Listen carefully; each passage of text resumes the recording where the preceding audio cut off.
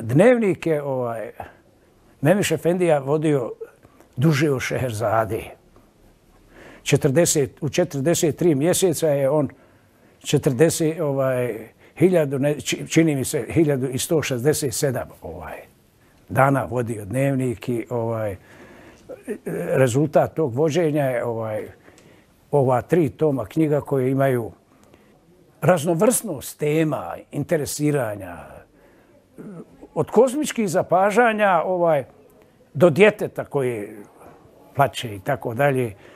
To je nastavak, taj dnevnik je nastavak jedne tradicije koja ovdje od Evlije Čelebije kad je pisao Sehatnamu preko Mula Mustafe Bašeskije. Ne znam da je neko poslije Mula Mustafe Bašeskije, koji u 18. stoljeću vodio taj svoj dnevnik, da je neko tako pažljivo vodio zbivanja, događanja, procese, pojave, fenomene, pogotovo to temporalna zgusnuta vremena.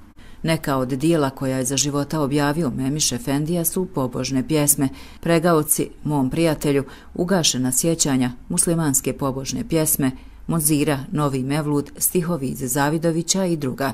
Ratni dnevnik je njegovo 13. djelo i prvo koje je posthumno objavljeno. Do njegovog dolaska i posle njegovog dolaska za imama u Zavidovićima nikad posebno i u kvantitativnom i u kvalitativnom smislu vjerski život nije izgledao i to je jedan čovjek bio i energije i volje i vizije i htjenja i čovjek sadržaja, čovjek značaja, značenja, dinamike.